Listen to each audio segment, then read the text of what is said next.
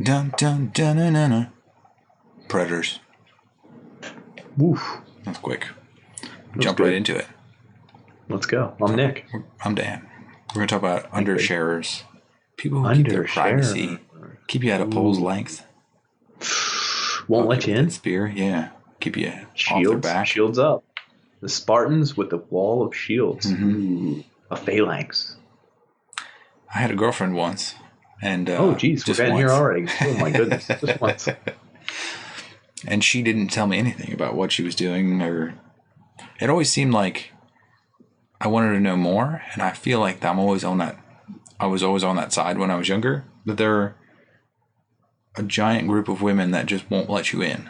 They won't let you figure anything out about them. They won't tell you very much. They'll keep you on the line to be like what feels like a second tier guy, like a backup. Mm-hmm. So I always kind of felt like a backup to this one girl. And we got serious and we're doing, the things that dating people do. Intimate actions? Intimate actions. Like almost like a relationship. By definition, intimacy is sharing things, I believe. Yeah, definitely. Whoa. So I don't know, I came to the point where she kept pushing me away and then she'd disappear. So she would disappear at certain times and then reappear like she was Cinderella or something. She'd turn a pumpkin, disappear, come back the next day. And I couldn't figure it out. And this happens a lot with different women, but this one especially. I'll reveal the secret later on in the episode, but there are always those people that just kind of keep you at more than an arm's length, that don't let you figure anything out about them. And maybe it's they have a history. Maybe they have an empty spot on their resume that says, I didn't do anything for this period of time, and that's better than what you might know about me if I told you. I don't want to tell you because it's worse than nothing. Is it bad news? So is it always bad news? It's definitely that they went to jail for terrible things. I mean, could it be they just don't want to share with you and it's boring? Is that ever a thing? It could be. Have you ever run into these people that you couldn't get anything out of them, that they didn't tell you anything personal, that they towed the company line as well as the normal line? Yeah, it's hitting the minimum. Yeah. So you have to show up to a job. You have to do your job, and you have to interact with your coworkers, or your classmates, or your whatever. And there are people who 100% will meet the minimum. It's hey, hey man, I had a good time this weekend. That was great. You're waiting. You're did you drink? Did you hang out with old friends? Did you go crazy? Did you guys go to a concert? And then they're obscure. Had a great time. How about you? It was good. Yeah, it was okay. Great. Yeah, I had a good one too. I did the usual. Awesome. Anyway, the project we were talking about, and it's whoa, we just skipped over all the cool stuff. We skipped over all the fun stuff. My favorite talk is yo, what'd you do this weekend? Oh my God, you got wasted face. Come on, did you hit her up on yourself? That festival, the lights are crazy. I knew it. Yeah. You did it. But then they cut out it was really good. Them, it's you skipped a whole 10 minutes of conversation, which, I mean, realistically, that 10 minutes isn't anything. It's just banter. It's just talk. It's filling space. But it's kind of that's what friendship's made of, I guess. You've always got that curiosity. Whenever someone takes a long pause, I always think they're going through all of the things that they did, and it was fantastic. But most of the people probably didn't do anything, and they're just covering that up. It could be, and that's one way to do it. If you had a really boring weekend and someone's oh, what'd you do? And you're I had a good one, man. Yeah. And then everyone's waiting, and you're oh, it's good. How about you? So good. So good. What you up to? What you up to, fam? And it's so there's multiple reasons someone could not share. I mean, because A, it's boring. B, it was exciting, and they don't want to share it with you. Is that a thing? Yeah, and they have the right to be left alone, right? Oh, they do. I'm not even saying that they're bad people. I mean, you have the right to not tell.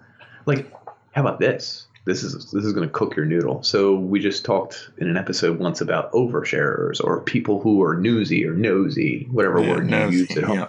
No, some people say that. but it's like annoying, and maybe you're not super friends with that person and you don't want to share it with them, but you don't have a way of saying that. So you kind of just play it off and you're like, yeah, I had a good one. Thanks, dude. I don't want to talk about it. And like, there are probably instances in our lives, me, you, where we are the person who isn't as friends with the person as we think they are. And they're like, I don't feel like sharing it. But we wouldn't know, right? Because the people who are nosy don't know it. So occasionally that happens where you're like, oh, okay, you don't want to tell me? Cool. Okay, cool. Okay, that's fine. Awesome. Cool. I was totally doing a beer bong, and what's his name? Jimmy was holding it up, and you go in and tell your Jimmy. story. Anyway. Hey, Jimmy. Jimmy, hey, he was holding it. Dude, he was holding it, and the cop was walking right by. So these people have a right, and you might be the loser in some of these stories. I know it's weird to think. I would never think I'm a loser. Why wouldn't someone want to share their cool stories with me? But it is their right, and in a way, aren't they more efficient? If they just want to cut to it and get to it. Yeah. Get to whatever needs to be done. Oh my God, what if they're even worse? They're even more efficient than that. They're like, I don't have a long-term friendship plan with this individual. I'm not going to cut time wasting time with my friendship banter. They pull out their schematic and see how their friendships line up. Like, this person does not fit the long-term goal. No long-term friendship here. He's missing category C, D, as well as G. He's definitely not going to make it. Not friendship material. They just slam their hands on the thing and they're like, how was your weekend? Great. Mine was great. Let's move on. And then they're ready to go into work talk. Topic B. Let's continue. I mean, you get that in class. You get it in your neighbors. And yeah, I do have neighbors that are like that. Like, they don't want to share anything. Oh, yeah. And I kind of get it because I don't like the oversharing. You're already close to them physically. It's like they like, if you let that person in, they could be there forever, for 10 years. They could walk into your house like Kramer busting open the door with his hair wild. Huh? What? And you're like, God damn, you could avoid that with a simple shut it down, compartmentalize, separate. Is that what those people are? So where do the undersharers fail? I feel like it's like they're not going to get new experiences. Yeah. An undersharer is in control of who they can't live vicariously. Well, they may be if someone shares with them, but the mutual sharing gets you really far in vicarious living. Well, they have a plan, and this conversation, this friendship, this experience is not in the plan, I guess. And so it's a waste of time. And so they think they know what they want. They think they know what they need. They think they know what's extemporaneous, what's waste, what's going to burden them. And so it's almost like you know what you want. I'm not going to try new foods. This is what I want, and this is the food I want. You order the same food at the restaurant. You never try anything new. Like, that's kind of the idea. And in their respect, they will never have a crappy meal that tasted terrible. Oh, I thought peanut butter on that steak was going to be great. I really did. But they never try anything new that could be exciting or like friggin', I don't know, stuff you don't know. There's a classic undershare topic, which is salary. Like, people don't share how much they make because it's like a really sensitive topic. And the person you're describing is someone who's like just going to like work and be like really like nose to the grindstone, just like get it done. But there's a negotiation there, and there's a knowledge there that like I figured out midway through my career that like knowing how much everyone else makes helps you negotiate your way into like a better position, a sidestep or up the ladder or whatever you want to call it. And it took like 2 key people to share their information with me so that I could share with them. Does that only share with you? Does it only help you, or does it help the other people as well? It helps the other person to know that like I'm higher or lower, and like how much effort it took and how I got there. It's like if they could use the same tools and I could use the tools that they use, then maybe there's like a higher level of balance there. Because the management and the business and the company will never share that information with you. You have to have a friend. You have to share. So I guess the plus side is, it's funny, it always comes after the jobs. But I mean, this works in the neighborhood. It works in the classroom, stuff like that. If you talk about how you did the project in school together, you can figure out how someone got an A and how to achieve that A. you could figure out, oh, dude, I didn't do that whole section. It's like, what? And it's like, no, they were just looking for this section and this information. You're like, interesting. So by not sharing, either A, you're going to not gain an advantage, but also keep this in mind, you're also not going to share an advantage. Yeah. So if you already have it somehow, like you lucked into it, you're not giving it to someone else, which is interesting. So maybe it protects your status quo. Yeah, it might be that around the office people look up to me like I'm super experienced, but I mean, I have some experience, but it's definitely more about... Yeah, you've had like one girlfriend, you slept with one... anyway, he's fairly experienced. I'm super experienced, folks. Yeah. Don't worry, I'll tell you what to do in this situation. Just come to me, say, hold on a second, Dan knows what to do here. You gotta undo it like this, and it's so get easy just to pull it out like this, and pull this, and jank this. So I agree. It brings me back to about this. The secret is that person that I was actually dating turned out to be a dancer.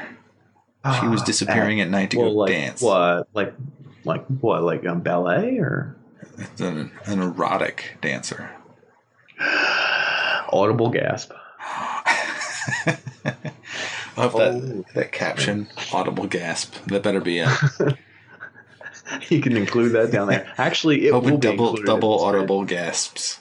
Audible gasp. But and like it's one of those things that I guess she got to a point where she was comfortable sharing that with me, and I don't know if it was because she was like trusting me or because she didn't care about me. Like she decided what I was going to be, and is like either way. It's weird to date someone and not mention that, though, isn't it? I don't know. We got closer and closer, and then it's just like I guess I pressed her a little bit, and then she was like she backed off. I don't feel like women share immediately too. It's like they have like cycles that they follow, and certain points of the cycle they'll share with you or not. I didn't say what kind of cycle. Lunar. He meant lunar. Lunar, yeah, very. It's lunar's like 28 days ish, somewhere in there. Yes, I believe so. 4 weeks ish. It's a crescent moon tonight. Would you like to delve into your secrets? Can you show me your secrets, please? That's an interesting point. I mean, I know I got caught up on it. Yeah. There's a taboo thing there too, is that people will take you for face value if you say like I am X. Like they just like, okay, you are that thing, and I will take that forever as what you are. Very few people like look at the person and say like, oh well, they have a milieu of skills, and they have like a nice mix of personality, and they like can think about things in a certain way. So like they'll analyze every situation, and like you'll come out better for having them as a friend.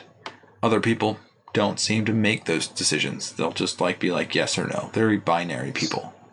Interesting. Having this episode kind of taught me that's what friendship is. It's not keeping people at arm's length. It's letting them know some of your weaknesses, strengths, surprises. Because you can't. Can you be friends with someone who keeps you at a distance? I don't think you really can. I don't think you can. I think you have to kind of get up in their guts. Figure out what's going on with them. Like, figure out what's going on with you. Like, they have to be vulnerable at times. They have to be different. There has to be weird things that happen. You can't have a status quo and call it a friendship. I think if they did, it would be like a by the books, paint by numbers friendship. It wouldn't work. So you can't have a friend and keep them at arm's distance 100%. I guess it'd be a friend of sorts, but that's more, what's it called? Thank you. That's literally the word I was looking for. It's awesome. I was trying to say coworker. I couldn't figure out the word. Finish each other's sandwiches. Yeah. I'm hungry. The Earl of Sandwich finished his own sandwiches. Yeah, so you need that in life. I think, honestly, someone like that is stunting their own growth. You like that? I do. It's safer. You have control of it. But eventually you need to grow. You need to experience the wackiness. Sometimes you need that person to prod and pull. Push you into situations. Yeah, 100%. Take you on that whirlwind ride, that roller coaster. You need to go up and down. You need to go somewhere you didn't think you were going. You need to go places you didn't want to go. because you don't know what you don't know. Mm-hmm. Experience is the remedy. It is. Is that a Jason Mraz song? Yes, it is. It's funny because I didn't know that, and I knew it as lyrics, and I was like, who is it? Yeah. And I just went with Jason Mraz. That's genius. Dun, dun, dun, dun, dun, dun. Oh, is it the song? No, it's not. I wish it was. It was. That would have been genius if we somehow songed our way there. Yeah. Well, how do we avoid these people? Should we avoid these people? Is this a thing? I don't know. You try your best. You fling yourself at people and see if they respond. And if they don't, maybe they want to be left in the dark. Keep them in the dark. Or pull them out into the light. Depends. Weird. It's non-binary. Oof. There's a lot of shades of gray in there. Yeah. My therapist is going to hate this episode. Dun, dun, dun, dun, dun. Predators.